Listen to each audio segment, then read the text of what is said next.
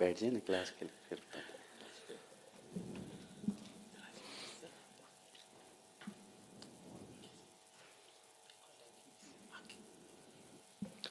अस्सलामु अलैकुम वरहमतुल्लाहि वबरकातुहू। इन्नल हम्दुलिल्लाहि रब्बिल आलमीन वल आक़िबतु लिल मुत्तक़ीन वस्सलातु वस्सलामु अला सय्यिदिल अंबियाइ वल मुरसलीन नबिय्यिना मुहम्मद व अला आलिहि व अस्हाबिहि व मन तबिअहुम बि इहसानिन इला यौमिद्दीन। अल्हम्दुलिल्लाहिल्लज़ी हदाना लिहादा व मा कुन्ना लिनहतदिय लौला अन हदानल्लाह। रब्बि शरह ली सदरी व यस्सिर ली अमरी वहलुल उक़दतम मिन लिसानी यफ़क़हू क़ौली। अल्लाहुम्मा अन्फ़अना बिमा अल्लमतना व अल्लिमना मा यनफ़अुना व ज़िदना इल्मा। अल्लाह ताला के फ़ज़ल व एहसान से सूरह तौबा की आयत नंबर 62 तक हमारा सबक मुकम्मल हो चुका है। आयत नंबर 63 से लेकर आयत नंबर 66 तक इंशाअल्लाह आज हमारा सबक होगा। अऊज़ु बिल्लाहि मिनश शैतानिर रजीम।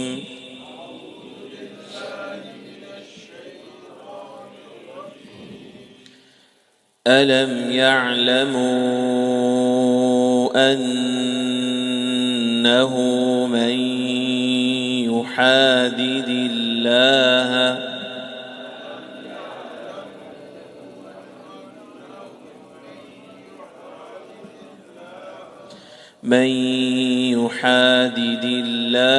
व रसूलहू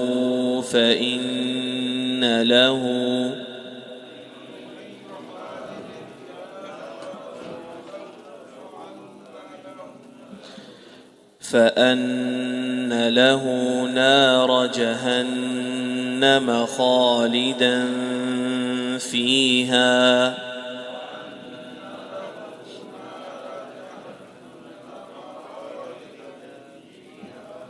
ذلك الخزي العظيم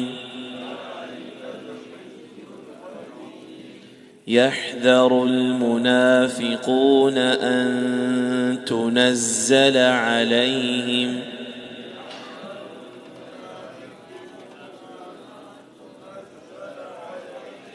سورة تنبئهم بما في قلوبهم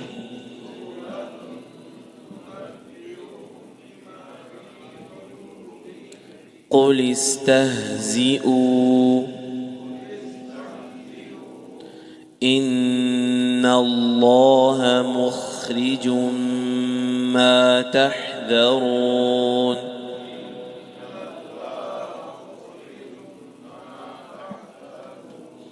ولئن سألتهم ليقولن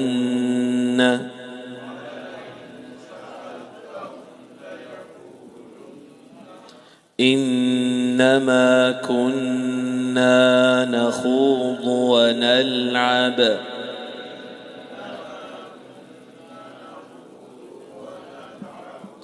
قل أبالله وآياته ورسوله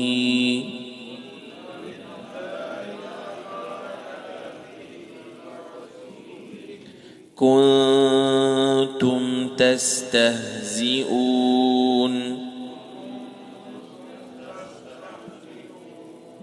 لا تعتذروا قد كفرتم بعد إيمانكم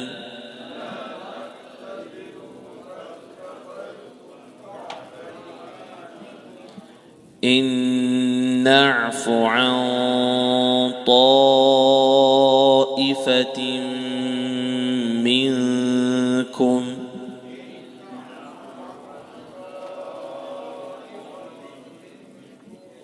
نعذب طائفة بأنهم كانوا مجرمين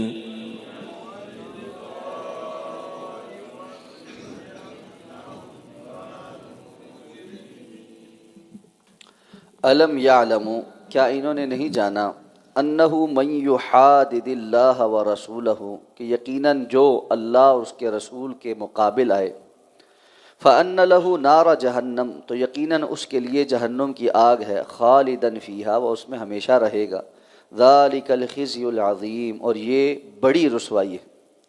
یحذر المنافقون، ڈرتے ہیں منافق، ان تنزل علیہم، کہ ان پر نازل کی جائے، سورۃ، ایسی سورت، تنبئہم بما فی قلوبہم، جو ان کو بیان کر دے جو ان کے دلوں میں ہے۔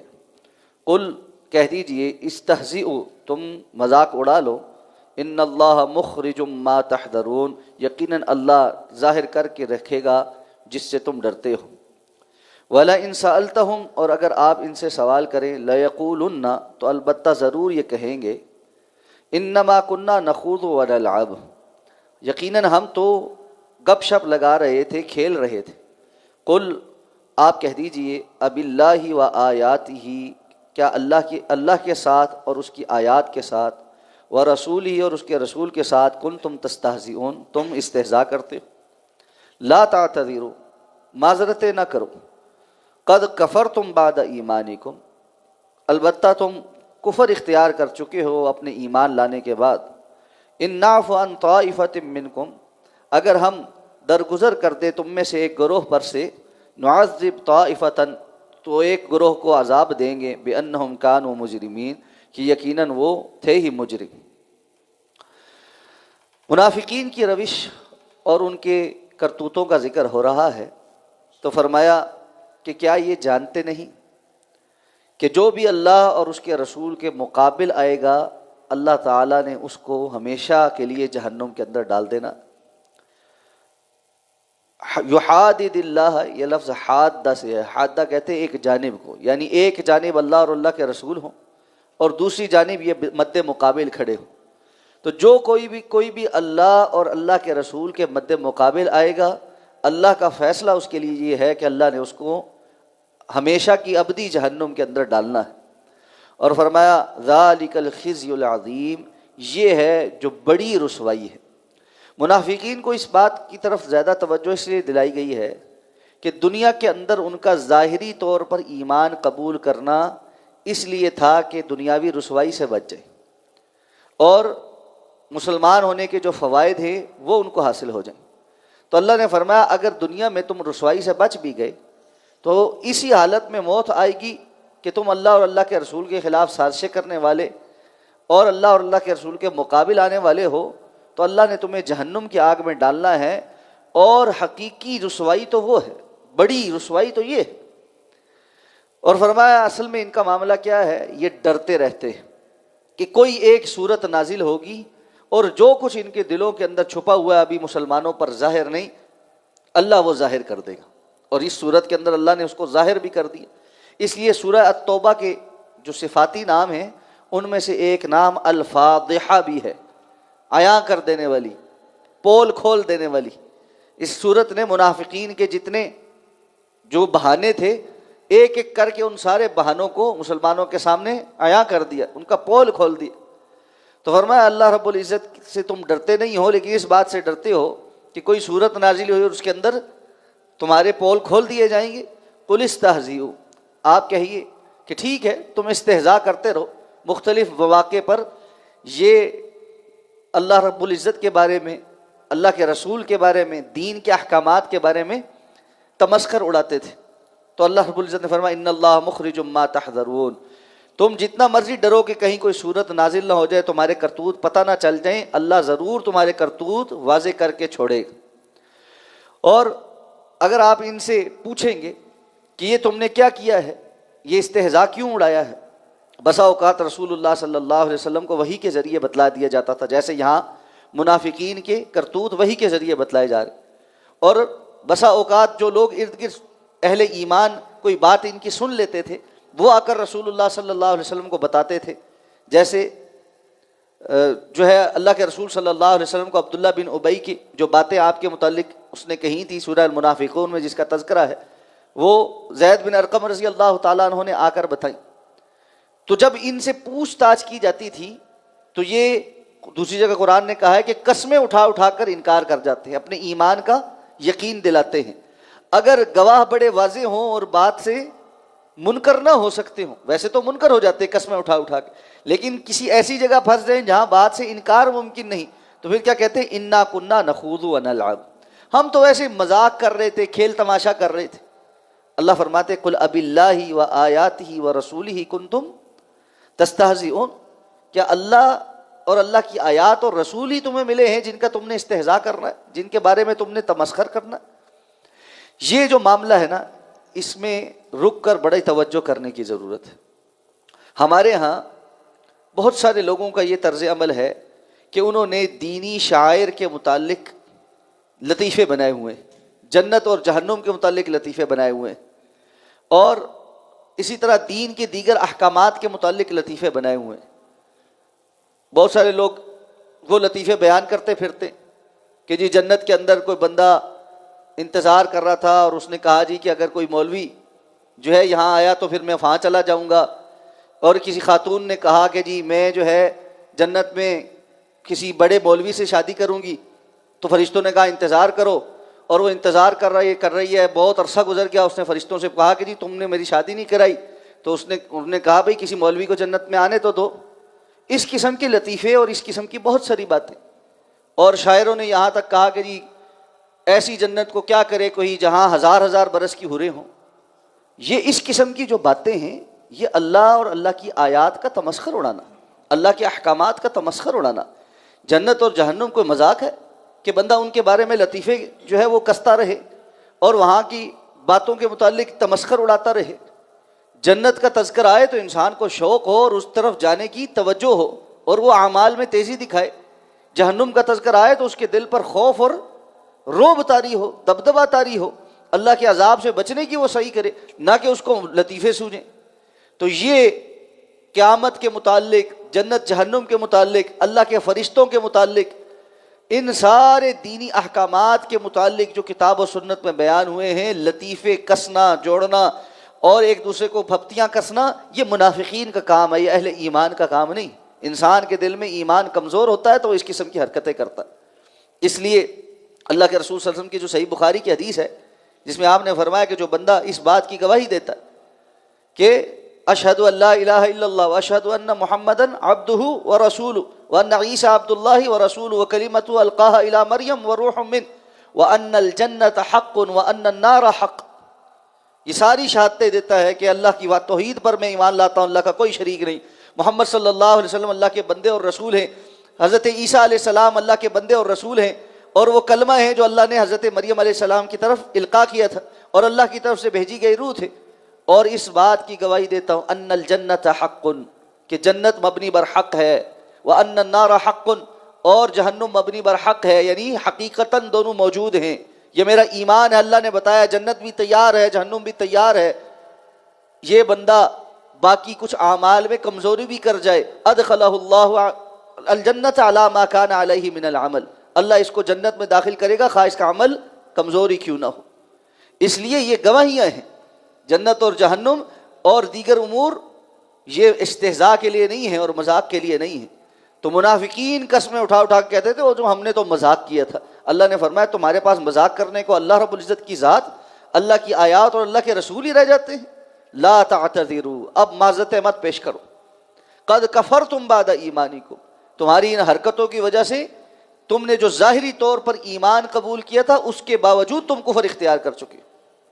اس آیت سے علماء نے یہ استدلال کیا ہے کہ اگر کوئی بندہ شعائر اسلام میں سے کسی بھی چیز کا، یا اللہ کی ذات کا، اللہ کے انبیاء کا، اللہ کی کتب کا، فرشتوں کا، جنت کا، جہنم کا اور غیبی امور میں سے جو عقیدے کے معاملات ہیں، ان میں سے کسی بھی چیز کا تمسخر اڑائے، جان بوجھ کر مذاق اڑائے، وہ بندہ مسلمان ہونے کے باوجود، یعنی پہلے مسلمان تھا اس نے تمسخر اڑایا، وہ بندہ کافر ہو جاتا ہے، یہ بندہ کافر ہو جاتا ہے۔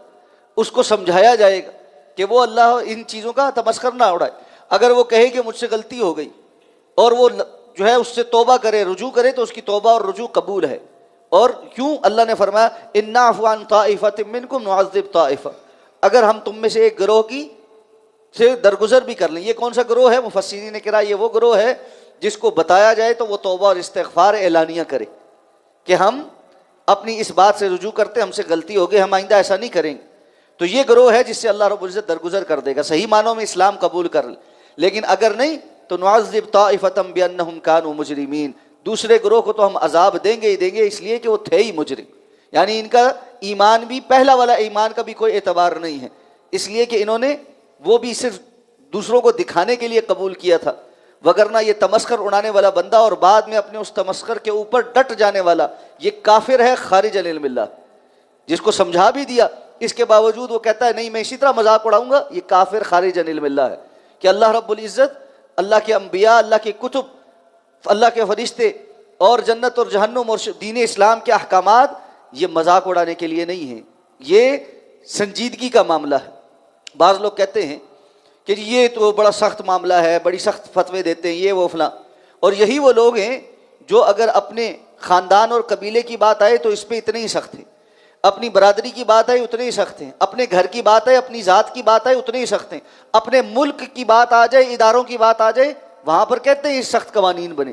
لیکن ان کے لیے سستا صرف اسلام ہے اور اللہ کے رسول کی باتیں اور احکامات ہیں. اگر ان کے نزدیک وہ سستی ہیں تو پھر ان کا انجام بھی ایسا ہی ہے. ایک مومن کے لیے سب سے قیمتی متاع وہ دین اور ایمان کی متاع ہے، اس لیے وہ ان باتوں کو قبول نہیں کر سکتا. بعض لوگ یہ کہتے ہیں جی آپ لوگ فوراً اس معاملے میں غصے میں آ جاتے، یقیناً یہ بندہ مومن کے لیے غصے کا معاملہ ہے. بندہ مومن کو اللہ رب العزت نے ایسا نہیں بنایا کہ جس کے اندر کوئی جذبہ نہیں ہوتا. الحب للہ والبغض للہ، اللہ کے لیے محبت رکھنا اور اللہ کے لیے بغض رکھنا. جو بندہ اللہ اور اللہ کے رسول کے احکامات کا اور ان جو ہے نا معظم شخصیات کا اور مقدس ہستیوں کا اور مسلمانوں کے عقائد اور ان کی مقدسات کا احترام نہیں کرتا، ہمیں غصہ آتا ہے، یقینی طور پر آتا ہے، اور یہ غصہ ایمان کا حصہ ہے. اور غصہ کرنے کی جو جائز مجال ہے وہ یہی ہے کہ بندہ غیرت ایمانی رکھتے ہوئے اپنی غیرت کا اظہار کرے اور وہ چیز کرنے کی کوشش کرے پھر جس کا اسلام نے اس کو حکم دیا. اور اس میں پھر ہر ایک کے مدارج ہیں، کوئی اس کو ہاتھ سے کر سکتا ہے، کوئی زبان سے کر سکتا ہے، اور کم از کم درجہ کمزور ترین ایمان یہ ہے کہ دل میں تو برا جانے. اگر کوئی بندہ دل پر بھی ان باتوں پر راضی ہے پھر اس کے پہلے ایمان کیا ہے؟ کجا یہ کہ بندہ وہ کرنا شروع ہو جائے. دیکھ لیں کمزور ترین ایمان یہ ہے کہ بندہ اور کچھ نہیں کر سکتا، مجبور ہے، کسی ایسے ماحول میں ہے، تو دل میں تو ان باتوں کو سنگینی کے ساتھ برا جانے. لیکن اگر دل میں بھی برا نہیں جانتا اور اس کے مقابل بھپتیاں کستا ہے، مذاق اڑاتا ہے، تو اس کا ایمان کہاں ہے؟ اس کا کوئی ایمان نہیں، وہ منافقین میں ہے. اور اللہ رب العزت نے بتلایا کہ ان کے ساتھ کیا ہونے والا ہے. والعیاذ باللہ، اللہ ہم سب کو محفوظ فرمائے. سبحانک اللہم و بحمدک، نشہد ان لا الہ الا انت، نستغفرک و نتوب.